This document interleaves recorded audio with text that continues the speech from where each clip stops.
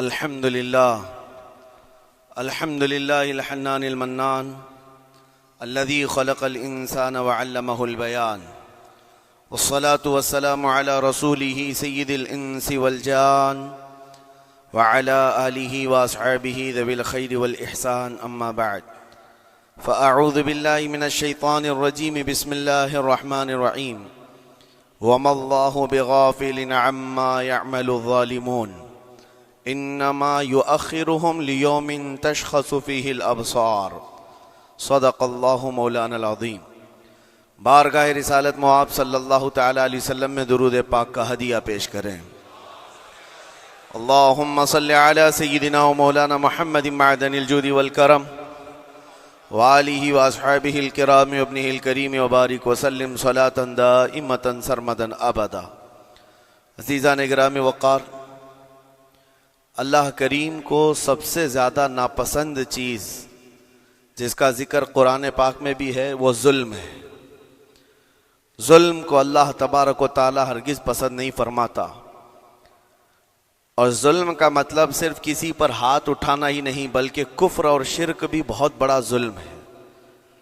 قرآن پاک میں اللہ نے فرمایا ان الشرک لظلم عظیم، اللہ کے ساتھ کسی کو شریک ٹھہرانا بہت بڑا ظلم ہے، اور اس ظلم کی بہت ساری شاخیں ہیں جو آج ہم دنیا میں دیکھ رہے ہیں۔ انسان کسی نہ کسی جگہ پر ظلم کرنے کا شکار ہو جاتا ہے، ظالم بن جاتا ہے۔ اور ظلم کی تعریف اگر دیکھیں عربی میں تو یوں کہا گیا وضع الشیء علی غیر محلہ، کسی چیز کو اس کی جگہ پر نہ رکھتے ہوئے، اس کی حیثیت کو اس کی حیثیت کی جگہ پر نہ رکھتے ہوئے دوسری جگہ پر رکھ دینا، یہ ظلم کہلاتا ہے۔ حقدار کو حق نہ دینا یہ ظلم ہے، یا اپنے حق سے زیادہ کسی سے چھین لینا یہ بھی ظلم ہے۔ اور یہ ظلم کی ایک دو نہیں ہزاروں مثالیں ہیں، لیکن قرآن ہر ظلم کی مذمت کرتا ہے۔ اللہ کریم کئی جگہوں پر ارشاد فرماتا ہے ان اللہ لا يحب الظالمین، اللہ تعالیٰ ظالموں کو ہرگز پسند نہیں فرماتا۔ میرے عزیزو، گناہ بھی ظلم ہے، جیسے کہ قرآن میں اللہ نے فرمایا وَلَوْ أَنَّهُمْ إِذْ ظَلَمُوا أَنفُسَهُمْ، جب لوگ اپنی جانوں پر ظلم کر لیں تو اے محبوب آپ کے دربار پہ آئیں۔ یہ جو آیت ہے، ظلم کا مطلب کیا ہے؟ انسان جب گناہ کرتا ہے تو وہ اپنے آپ پر ظلم کرتا ہے۔ ظلم کی بہت ساری شاخیں ہیں، اور ظالموں کو اللہ پسند نہیں فرماتا، چاہے وہ اپنے اوپر ظلم کیا ہو یا کسی نہتے پر ظلم کیا ہو۔ آج دنیا میں جو حالات ہم دیکھ رہے ہیں، ظالموں کا ظلم عروج کو پہنچا ہوا ہے، اور قرآن پاک میں رب تعالیٰ نے ظالموں کی نشانیاں بھی بیان کی، ایسا نہیں کہ یہ پہلی مرتبہ ہوا ہے۔ اللہ تعالیٰ فرماتا ہے وَكَم مِّن قَرْيَةٍ أَهْلَكْنَاهَا، کتنی بستیاں ایسی ہیں جن کو ہم نے ہلاک کر دیا۔ رب تبارک و تعالیٰ نے ان کو ختم کر دیا کیونکہ وہ ظالم تھے۔ ظالموں کی بستیاں جو ہلاک ہوئیں، قرآن پاک میں 3 مثالیں آپ کو بتاتا ہوں۔ ایک نوح علیہ السلام کی امت اور ان کی آبادی، دوسری حضرت لوط علیہ السلام کی قوم، تیسری حضرت صالح علیہ السلام کی قوم۔ یہ تینوں قومیں ایسی ہیں، گناہ میں تو تھی لیکن غرور بہت زیادہ تھا، گھمنڈ بہت زیادہ تھا۔ آج کے دور میں اگر کسی کے پاس پیٹروٹ میزائل ہیں اور بم بارود کی طاقت رکھتا ہے، نیوکلیئر پاور ہے، تو وہ یہ سمجھتا ہے مجھے کوئی شکست نہیں دے سکتا۔ یہ ہر دور میں ظالموں کا خواب رہا ہے، ہر دور میں ظالم اسی طرح کی فکر رکھتے ہیں۔ نوح علیہ السلام کی قوم بہت مضبوط قوم سمجھی جاتی تھی۔ اللہ تعالیٰ نے اپنے نبی کو جب حکم فرمایا کہ آپ ایک کشتی بنائیں بہت بڑی، تو وہ آپ کا مذاق اڑاتے تھے۔ یہاں دور دراز کہیں نہ ندی ہے، نہ نالا ہے، نہ سمندر ہے، کشتی کس میں چلاؤ گے؟ اللہ کے نبی کو پتا تھا کہ عذاب آنے والا ہے، اور اپنے ایمان والوں کو آپ ڈرا بھی رہے تھے، لیکن کفار و مشرکین غرور و تکبر میں ایسے تھے یہاں تک کہ نوح علیہ السلام نے اپنے بیٹے کو بلا کر کہا جو کافر تھا، کہا میرے ساتھ آ جا، یا بنی ارکم معنا ولا تکن مع الکافرین، بیٹا ہمارے ساتھ آ جا، کافروں کے ساتھ مت جا۔ اس نے کیا کہا؟ قال سآوی الی الجبل یعصمنی من الماء، میں تو پہاڑ کی اونچی چوٹی پر چلا جاؤں گا، تمہارا پانی مجھے کچھ نہیں کر سکے گا۔ یہ اس وقت ظالموں کا خیال تھا، گمان تھا۔ پھر اللہ تعالیٰ قرآن پاک میں فرماتا ہے وَفَجَّرْنَا الْأَرْضَ عُيُونًا، ہم نے زمینوں کے سارے چشمے پھاڑ دیے، ہر جگہ سے پانی کے سوتے نکلے، اور پھر آسمان کے سارے دروازے کھول دیے۔ فَفَتَحْنَا أَبْوَابَ السَّمَاءِ بِمَاءٍ مُنْهَمِرٍ، اللہ فرماتا ہے آسمان کے سارے دروازے پانی کے کھول دیے، آسمانوں سے پانی اور زمینوں سے پانی۔ فَالْتَقَى الْمَاءُ عَلَى أَمْرٍ قَدْ قُدِرَ، سورہ قمر کی آیتیں ہیں، رب تعالیٰ فرماتا ہے پانی اتنا بڑھ گیا کہ جو رب تبارک و تعالیٰ کی طے کی ہوئی معینہ نشانی تھی وہاں تک جا کر پانی مل گیا، روئے زمین پر کوئی باقی نہ رہا سوائے حضرت نوح علیہ السلام کی کشتی کے، کوئی نہیں باقی رہا۔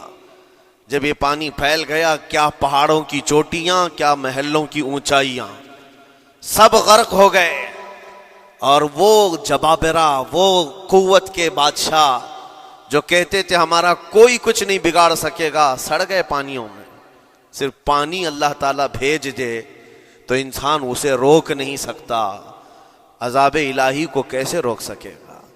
دوسری گھمنڈی قوم، غرور میں مبتلا قوم تھی حضرت لوط علیہ السلام کی قوم، جو بدکاریوں میں ملوث تھے۔ اللہ کا جب عذاب آیا تو قرآن پاک میں رب تعالیٰ فرماتا ہے وَأَمْطَرْنَا عَلَيْهِمْ حِجَارَةً مِّن سِجِّيلٍ، نوکیلے پتھروں کی ہم نے ان پر بارش کی۔ فَجَعَلْنَا عَالِيَهَا سَافِلَهَا، ان کی اونچائیوں کو اٹھا کر کے نیچے پلٹ دیا گیا، زمین کو فرشتوں نے اوپر تک اٹھایا اور اس کے بعد پلٹ دیا، یہ پوری بستی غرق ہو گئی، ختم ہو گئی۔ یہ بستی بھی وہی تھی جس کو حضرت لوط علیہ السلام بار بار تنبیہ کرتے تھے کہ ظلم سے بچو، ظلم سے بچو، ظلم اللہ کے عذاب کو دعوت دیتا ہے، لیکن وہ مذاق اڑاتے تھے، اور جب ہلاک و برباد ہو گئے، ختم ہو گئے، ان کی نشانیاں بھی باقی نہیں رہی۔ وہ پتھروں کی بارشیں کہاں ہوئی تھی واللہ عالم، لیکن میرے عزیزو ہم نے دیکھا ہے جہاں یہ قوم آباد تھی اس علاقے کو آج بتایا جاتا ہے وہ جارڈن کا علاقہ تھا، بحر مردار، جہاں پر آج باقی ہے ڈیڈ سی۔ میں خود سفر پر دیکھا، جارڈن کی ایک سرزمین پر گاڑی چلتی جا رہی ہے اور کالے کالے پتھر، جہاں تک نظر کرو صرف پتھر ہی پتھر ہیں، بہت نوکیلے، ایسے پتھر میں نے دنیا میں دوسری جگہوں پر نہیں دیکھا۔ آج بھی اسی طرح سے باقی تقریباً 100 کلومیٹر 150 کلومیٹر تک صرف پتھر ہی ہے، بیچ میں صرف ایک روڈ جاتا ہے، اس کے بعد نہ کوئی درخت دکھتا ہے، نہ کوئی عمارت ہے، نہ کوئی پہاڑ ہے، صرف پتھر، پتھروں کا صحرا ہے۔ آج کی اس صدی میں دیکھ کر کے ان پتھروں کو ہیبت طاری ہو جاتی ہے، جس وقت وہ برسے ہوں گے ان کی حالت کیا ہوگی۔ اور میں یہ نہیں کہتا بالضبط کہ یہ وہی پتھر ہیں جو برسے تھے، واللہ عالم، لیکن میرے عزیزوں نشانیاں آج بھی عذاب الہی کی موجود ہیں۔ تیسری قوم تھی قوم شعیب اور قوم صالح علیہ السلام، یہ دونوں قوموں کے بارے میں ذکر کرتا ہوں۔ حضرت شعیب علیہ السلام کی قوم صرف ناپ تول میں کمی کرتی اور کفر و شرک بھی کرتے، شعیب علیہ السلام ان کو روکتے تو وہ ان کا بھی مذاق اڑاتے، اور جب عذاب الہی کے آنے کی بات کیا تو جانتے ہیں کیا کہا انہوں نے؟ یہ وہ قوم تھی جو پتھروں کو تراش کر کے گھر بنا لیتے تھے، یعنی پورے کے پورے پہاڑ کو، پتھروں کا جو پہاڑ ہوتا ہے اس کو تراشتے تھے، اور ایک آدمی کا ایک گھر ایک پہاڑ۔ آج کے دور میں ساری بلڈوزر مل کر کے نہیں کر پائیں، مشینیں مل کر نہ کر پائیں، وہ اس وقت کے لوگ بھاری بھرکم تھے، جسامت والے تھے، طاقت والے تھے، جب وہ اپنے رہنے کے لیے ایک پہاڑ کو تراش سکتے تھے۔ 4000 سال پہلے کی بات کر رہا ہوں، اس وقت میرے خیال سے وہ اپنے زمانے کے سب سے بڑے ماڈرن لوگ یا ترقی یافتہ لوگ کہلاتے ہوں گے، سب سے زیادہ ترقی یافتہ کہلاتے ہوں گے. جیسے آج لوگوں کو لگتا ہے رشیا اور امریکہ بہت پہنچے ہوئے ہیں ٹیکنالوجی میں، اس دور کے وہ لوگ سب سے بڑی طاقت کے رکھنے والے تھے. جب حضرت شعیب علیہ السلام نے ان کو اللہ کے عذاب سے ڈرایا تو کیا کہتے تھے؟ عذاب وہی نا جو نوح علیہ السلام کی قوم میں آیا تھا، بارش آ گئی تھی، زمین سے پانی نکل گیا تھا تو پانی بہت ہو گیا تھا. یا پھر وہ جو لوط علیہ السلام کی قوم پر آیا، پتھروں کی بارش، یا پھر ہواؤں کا عذاب. اگر یہ تینوں بھی آئیں تب بھی ہمارے ان پہاڑوں کے گھروں کو نقصان نہیں کر سکیں گے. ان کا اتنا غرور تھا. اگر پانی بھی آ جائے سمندروں کا، یا ہوا بھی تیز چلے، یا پتھروں کی بارش ہو، ہم تو بہت محفوظ قلعوں میں ہیں. اندازہ کرو میرے عزیزو، 3000 4000 سال کے بعد آج تک مدائن صالح اور الاولا سٹی نام سے سعودی میں موجود ہے، ابھی تک وہ گھر موجود ہیں. تو اس زمانے میں کتنے مضبوط رہے ہوں گے؟ پتہ نہیں 3000 سالوں میں کتنے طوفان آئے، کتنے سیلاب آئے، لیکن ابھی تک وہ پہاڑوں کے گھر موجود ہیں. تو اس زمانے میں کتنے طاقتور ہوں گے. ان کا نشہ آسمان پر تھا، غرور چڑھ کر کے بول رہا تھا. کہتے تھے کہ اگر اس طرح کے عذابات آ بھی گئے تو ہمارا کچھ نقصان نہیں ہوگا. کون سا؟ نوح علیہ السلام کی قوم کا عذاب آ جائے، لوط علیہ السلام کی قوم کا عذاب آ جائے، یا پھر شعیب علیہ السلام کی قوم کا عذاب آ جائے. یہ صالح علیہ السلام کی قوم کی بات کر رہا ہوں. تو پھر ہوا کیا؟ اللہ کے نبیوں نے انہیں ڈرایا اللہ کے عذاب سے. باز آ جاؤ، اللہ وحدہ لا شریک کی طرف جھک جاؤ. وہ اکڑ تھی، غرور تھا کہ نبیوں کا مذاق کرتے. پھر ہوا کیا؟ قرآن کہتا ہے صرف ایک فرشتے کو اللہ تعالیٰ نے زمین پر اتارا، ایک فرشتے کو اتارا، اور اس کے بعد اس فرشتے نے ایک چنگھاڑ لگائی، ایک آواز کی. ایک آواز، صرف فرشتے کی ایک آواز ایسی تھی کہ جتنے اپنے مضبوط قلعوں میں گھروں میں موجود تھے، اس آواز کی ہیبت سے ان کا بھیجا کانوں سے باہر نکل آیا تھا. اور صبح کے وقت جب اس بستی میں جا کر کے دیکھیں تو سب کے سب اوندھے منہ گرے ہوئے تھے، ایک بھی اس میں سے بچا ہوا نہیں تھا. نہ نوح علیہ السلام کا طوفان آیا، نہ لوط علیہ السلام کی قوم پر برسنے والے پتھروں کا عذاب آیا، نہ ہی ہوائیں چلائی گئیں. ایک فرشتے کو بھیج کر رب تعالیٰ نے اپنی قدرت کا مظاہرہ فرمایا. اللہ کے کروڑوں اربوں لا تعداد فرشتے ہیں، ایک فرشتے کی طاقت ایسی ہے کہ اگر وہ اپنی آواز نکالے تو تمہارے کانوں سے بھیجا باہر نکل آئے. اللہ وحدہ لا شریک، وہ حی و قیوم کل بھی تھا اور آج بھی ہے. وہ رب ذوالجلال حی و قیوم ہے، طاقتور ہے اور ہمیشہ رہے گا. اور رب تبارک و تعالیٰ نے قرآن پاک میں فرمایا، آپ یہ آیت تقریباً 3 جگہ قرآن میں آئی، وَإِذْ نَجَّيْنَاكُمْ مِنْ آلِ فِرْعَوْنَ يَسُومُونَكُمْ سُوءَ الْعَذَابِ يُذَبِّحُونَ أَبْنَاءَكُمْ وَيَسْتَحْيُونَ نِسَاءَكُمْ وَفِي ذَلِكُمْ بَلَاءٌ مِّن رَبِّكُمْ عَظِيمٌ. رب تعالیٰ فرماتا یاد کرو فرعونیوں کے عذاب سے اللہ نے تم کو نجات دی. یہ بنی اسرائیل کو کہا جا رہا ہے کہ فرعونیوں کے عذاب سے، کہ فرعون اور اس کے لشکری اس قدر سخت سزائیں دیتے تھے موسیٰ علیہ السلام کی قوم پر، ایمان والوں پر، بنی اسرائیل پر. اللہ فرماتا ان سے نجات دیا رب تعالیٰ نے. لیکن وہ کرتے کیا تھے؟ بنی اسرائیل میں ایک بھی بچہ پیدا ہو جائے اسے ذبح کر دیتے تھے. فرعون کے لشکریوں نے ایک سال میں 12,000 بچوں کو قتل کیا ہے، 12,000 بچوں کو ذبح کر دیا ہے.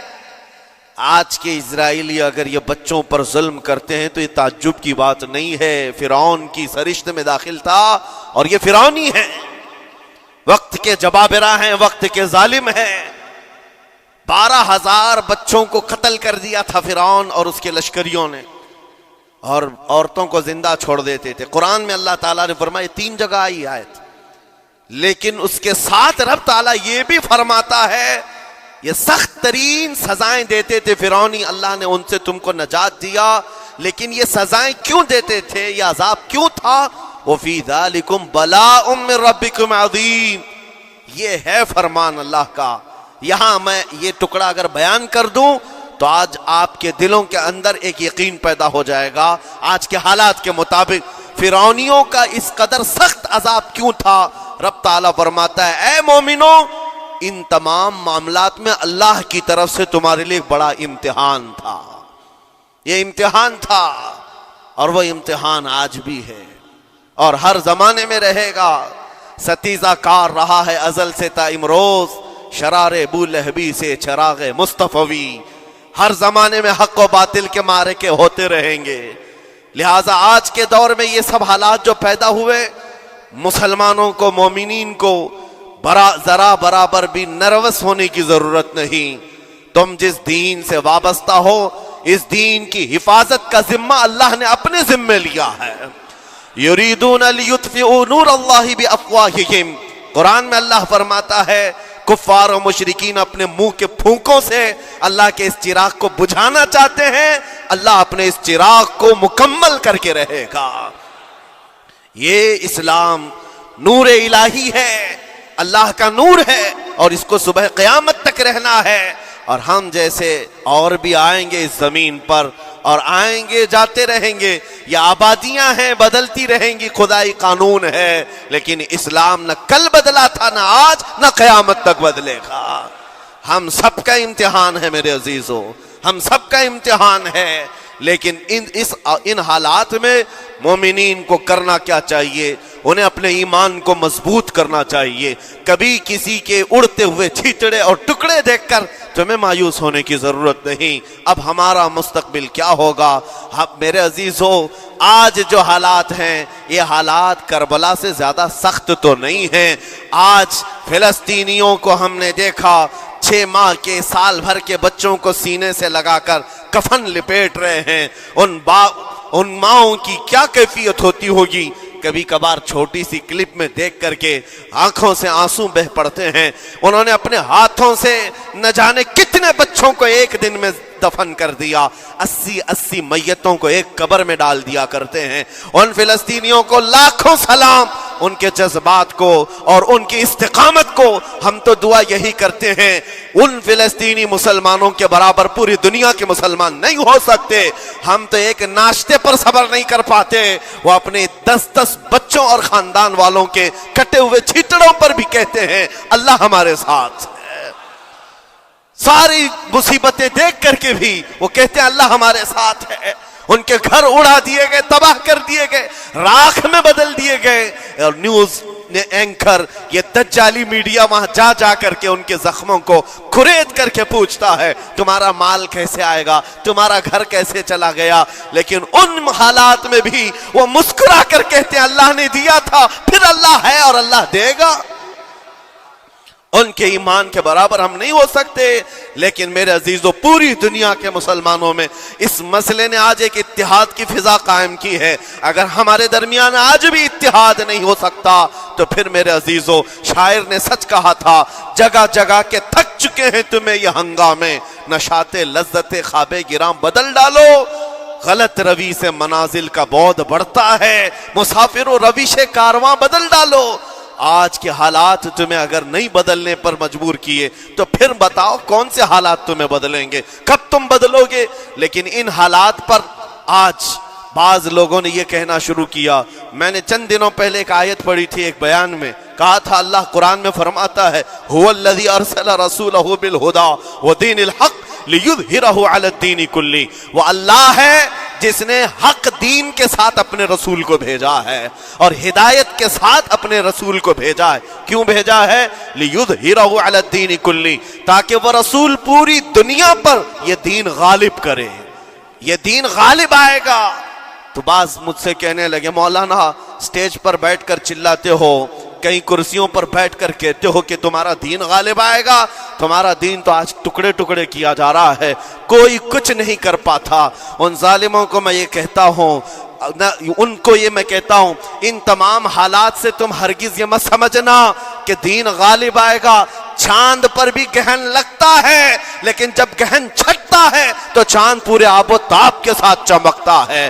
آج اگر امت مصطفیٰ پر گہن لگا ہے تو میں اپنے اپنے ان تمام نوجوانوں سے جو ابھی ان فوان شباب میں داخل ہوئے ہیں، ابھی یہ دنیا کو دیکھنے کے قابل بنے ہیں، میں ان سے کہتا ہوں ان آندھیوں سے، ان طوفانوں سے گھبرا کر کے نہ تمہیں دین بدلنے کی ضرورت ہے، نہ تمہیں اپنا مسلک و مذہب بدلنے کی ضرورت ہے، بلکہ میں یہ کہتا ہوں نہ گھبراؤ مسلمانوں، ابھی خدا کی شان باقی ہے، ابھی اسلام زندہ ہے، قرآن باقی ہے۔ یہ ظالم کافر کیا سمجھتے ہیں جو روز ہم سے الجھتے ہیں؟ ابھی کربلا کا آخری میدان باقی ہے، ابھی تو کربلا کا آخری میدان باقی ہے۔ عزیزان گرامی وقار، میرے نبی کریم صلی اللہ تعالی علیہ وسلم نے جو فرمایا وہ ہو کر رہے گا، وہ ہو کر رہے گا۔ میرے آقا صلی اللہ تعالی علیہ وسلم کا فرمان عالی شان میں سناتا ہوں۔ حضور فرماتے ہیں لا تزال عصابۃ من امتی یقاتلون علی ابواب دمشق وما حولها وعلى ابواب بیت المقدس لا يضرهم خذلان من خذلهم ظاہرین علی الحق الى ان تقوم الساعة او کما قال رسول اللہ صلی اللہ علیہ وسلم۔ میرے آقا فرماتے ہیں قیامت تک میری امت میں سے ایک جماعت ایسی ہوگی جو بیت المقدس کے ارد گرد حق کے لیے لڑ رہی ہوگی۔ حضور نے فرمایا قیامت تک لڑتی رہے گی، لیکن ساتھ میں ان کے لیے میرے آقا نے فرمایا پوری دنیا کے برا چاہنے سے ان کا کچھ نہیں بگڑے گا۔ اس کا مطلب کیا ہے؟ اگر آپ ہم سے پوچھتے ہیں کچھ نہیں بگڑے گا، حضور نے فرمایا کچھ نہیں بگڑے گا، لیکن ہم تو دیکھ رہے ہیں ان کے گھر تباہ ہو گئے، بچے مر گئے، چھوٹے بچوں کے سروں سے باپ کا سایہ نکل گیا، کسی کے سامنے اس کی ماں کی تڑپتی ہوئی لاش ہے، اور حدیث میں کہا جا رہا ہے ان کا کچھ نہیں بگڑے گا۔ سب تو بگڑ گیا، مال بھی گیا، دکان بھی گئی، تجارت بھی گیا، گھر بھی گئے، اولاد بھی، رشتہ دار بھی، اور حدیث میں کہا جا رہا ہے کچھ نہیں بگڑے گا۔ میرے عزیزو یاد رکھو میرے آقا کا فرمان حق ہے، کچھ نہیں بگڑے گا کا مطلب کیا ہے؟ یہ تمام اسباب جانے کا مطلب یہ نہیں کہ بگڑ گیا، بگڑا تو اس کا ہے جس کا ایمان بگڑ گیا، ایمان جس کا گیا اس کا سب بگڑ گیا۔ اور ہم نے ان بچوں کو دیکھا ہے آج، ارے رات کو سوتے ہیں تو انہیں پتہ نہیں ہوتا صبح ہوگی بھی کہ نہیں ہوگی، لیکن اس کے باوجود ایک دل دہلا دینے والی بات میں بتاتا ہوں۔ مصر کی سرزمین سے لوگ پانی کے بوتلیں اور ڈبے اٹھا کر کے بارڈر پر جا رہے ہیں، لیکن فلسطین غزہ کے وہ مسلمان کہتے ہیں اپنا پانی تم رکھو، اللہ کریم ہمارے لیے کہیں سے اپنی ہی زمین سے پانی عطا کرے گا۔ ان کو لوگ کہہ رہے ہیں کیا آپ نہیں دیکھ رہے وقت کا بڑا فرعون روز الٹیمیٹم دیتا ہے 24 گھنٹے میں علاقہ خالی کرو، نکل جاؤ، گھر خالی کرو۔ کیسا ایمان ہے تمہارا کہ آنے والی بڑی بڑی میزائلوں کا اپنے سینے سے مقابلہ کرتے ہیں، اور کہتے ہیں کل سے ہم یہی تھے، آج بھی یہی ہیں اور یہی رہیں گے اور اسی مٹی میں دفن ہو جائیں گے۔ یہ جو استقامت ہے اسی کو میرے آقا نے فرمایا دنیا ان کا کچھ نہیں بگاڑ سکے گی۔ ایمان اگر مضبوط ہے تو کچھ نہیں بگڑا ہے۔ ارے 6 سال کی بچی، 6 سال کی بچیاں، ٹرینڈ چلا ہوا ہے ان کے محلوں میں، ٹرینڈ چلا ہوا ہے، اپنے اپنے ہاتھوں میں مہندی سے اپنا نام لکھ رہی ہیں، ہنسی خوشی۔ پوچھا ان سے کہ نام لکھنے کا ٹرینڈ کیوں چلا ہے ابھی جنگ کے حالات میں مہندی سے؟ کہتی ہیں کل کو اگر ہم اڑ گئے، چہرہ نہیں ملا، جسم نہیں ملا، ہاتھ اگر بچا ہوا ہو تو نام دیکھ کر ہمارے ماں باپ پہچان تو سکے۔ شہادت کا یہ جذبہ، شہادت کا یہ جذبہ 6 سال کے بچوں میں اگر آیا ہے، یقیناً ان کے سینوں میں ایمان موجود ہے، ایمان موجود ہے۔ میرے عزیزو ذرا اپنے حالات پر ذرا توجہ کرو، مولا کریم نے ہمیں کس چیز کی کمی دی ہے؟ کون سی چیز کم آئی ہمارے گھر میں؟ ہم تو مرغن غذائیں روز کھاتے ہیں، آج ہمارے پاس ساری نعمتیں اللہ نے دی ہیں، ہم عیاشیوں کے اڈوں پر پوری رات گزارتے ہیں۔ ہمارے شہر آج جس گلی سے گزر جائیں صبح کی اذان تک یہاں گپیں لگاتے ہوئے کھڑے رہے۔ اے میرے عزیزو حالات تو ہمارے ایسے ہیں کہ کھا کھا کر کے چربیاں چڑھ گئیں، ہمیں ان کا کیا احساس ہو پائے گا؟ ان کا کیا احساس ہو پائے گا جن کے ہاں پانی سے زیادہ خون دیکھا جاتا ہے، جن کے ہاں زندوں کو پکڑنے کے لیے نہیں اب مردوں کو پکڑنے کے لیے لوگ بھی نہیں ہیں۔ अजीज़ान गिराम वक़ार, जनाजा उठाने के लिए लोग पूरा दिन इंतजार करते हैं, कोई नहीं है। पुरसाने हाल इन सब हालात के बावजूद मैंने एक बच्चे को भी वहां से ये कहते हुए नहीं सुना कि हम पर बहुत बड़ा जुल्म हो रहा है, हमको यहां से निकाल लो, मदद करो, कोई आओ। नहीं, वो सब सिर्फ इतना ही कहते, जो कुछ हो रहा है हम अल्लाह के पास जाकर कहेंगे, ये सारे मामलात हम अल्लाह की बारगाह में शिकायत करेंगे। यह है ईमान, यह है इस्तिकामत। और मेरे आका सल्लल्लाहु तआला अलैहि वसल्लम के फरमान आलीशान के मुताबिक उनके लिए इतनी ही बड़ी दौलत काफी है। आखिर में मैं इतना कहूंगा, इजराइल के कुत्ते और सालिम मिलकर ईंट से ईंट बजा दें, उनके टुकड़े टुकड़े करके राख कर दें, तब भी हम कहेंगे फतह तो बैतुल मुकद्दस की ही है, फतह तो उन मजलूमों की है जिनके पास खोने के लिए कुछ नहीं था, फिर भी वो डटे रह गए। तुम्हारे पास तो पेट्रोल मिसाइल, बड़े बड़े तुम्हारे पास तोप, बहुत सारी चीजें होकर बच्चों पर, हॉस्पिटल पर, न जाने कितनी जगहों पर तुमने बमबारियां की हैं। मुझे हैरत होती है, पूरी दुनिया आज भी खामोश तमाशाई है।